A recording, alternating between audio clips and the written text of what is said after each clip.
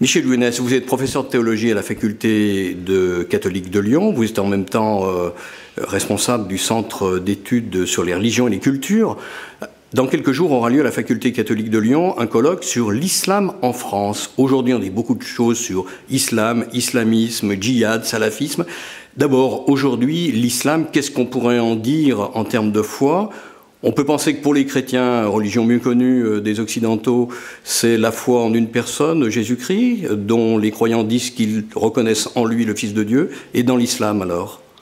En islam, pour le dire en quelques mots, c'est essentiellement la foi en Dieu créateur et la soumission aux prescriptions de ce Dieu telle qu'elle se révèle à partir d'un texte qui est le Coran. D'ailleurs, le terme musulman, ça veut dire soumis ? Alors, la racine, elle est double. Donc, il y a d'un côté la soumission à Dieu, à sa volonté, à son envoyé, ainsi de suite. Mais dans le mot islam, il y a également la racine de salam qui signifie la paix, faire la paix. Alors aujourd'hui, beaucoup dans les médias, à cause de ce qui se passe dans le monde, la situation géopolitique, pour nous en France, à cause de la guerre qui s'est déclenchée il y a quelques semaines au Mali, on parle beaucoup de l'islamisme. Qu'est-ce qu'il faut entendre derrière ce mot ? Islamisme, c'est un terme relativement récent, donc c'est une création et tout dépend de ce qu'on met derrière. Alors, d'une façon globale, ce qu'on entend par islamisme, c'est une tendance extrémiste. Extrémiste dans le sens aussi littéraliste, le rapport au texte, dans le sens aussi de pression sociale, la volonté non seulement de se conformer soi-même au texte ou bien à la volonté de Dieu telle qu'elle apparaît dans le texte, mais aussi à conformer les autres. Voilà, c'est une forme de pression qui exclut la liberté. Est-ce que ça pourrait s'apparenter à des fondamentalismes qu'on connaît par exemple dans la religion chrétienne ? C'est pas tout à fait le même genre, donc il y a véritablement un registre à changer. Alors, dans certains cas, il y a parfois des fonctionnements analogues dans le rapport à l'histoire, dans le rapport au texte, dans le rapport à la société. Donc sur ces trois registres-là, il y a des phénomènes analogues. Mais de là à dire que le fondamentalisme chrétien, c'est l'équivalent de l'islamisme musulman, c'est un raccourci. Et alors, dans un autre registre, notamment à cause de la guerre qui se passe en ce moment au Mali, on parle du djihad.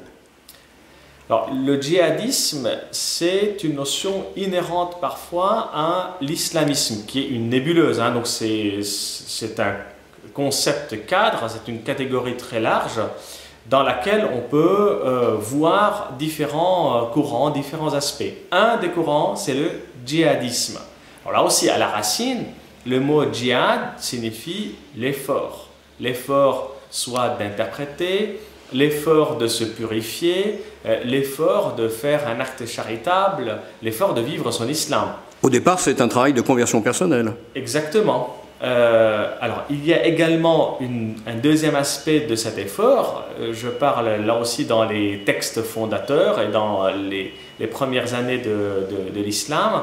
C'était l'effort de combattre. Mais là aussi, au début, le combat, c'était pour se protéger, c'est-à-dire pour se défendre.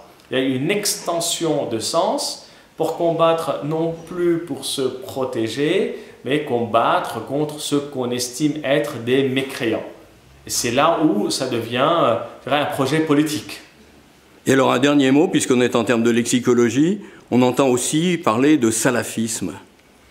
Alors, le salafisme, au départ, dans le terme salaf, il y a le retour aux vieux, ou aux anciens, pieux, aux anciens pieux considérés comme plus purs. Donc c'est une façon d'imiter les anciens qu'on considère honorables. Ça pourrait être pour les chrétiens, alors retourner à la vie des saints. Retour aux sources, se conformer à la vie du Christ, ainsi de suite. Mais là, il y a une dérive dans le salafisme, d'une attitude, je dirais, en soi pouvant être noble, à une tendance plus fermée, où il s'agit d'imiter quasiment à la chemise près, ou à la coupe près, à ce qu'on considère être non seulement ce qui relève du contenu ou ce qui relève de l'attitude pieuse, mais de l'apparence pieuse. Donc on va juger selon les apparences.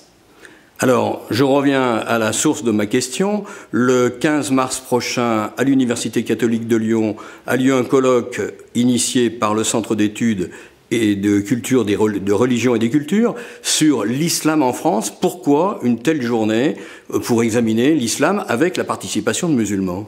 Alors, cette journée-là, elle s'inscrit dans un projet plus global. Il y a 3 ans, nous avons monté un projet sur l'islam en Europe à partir des sources.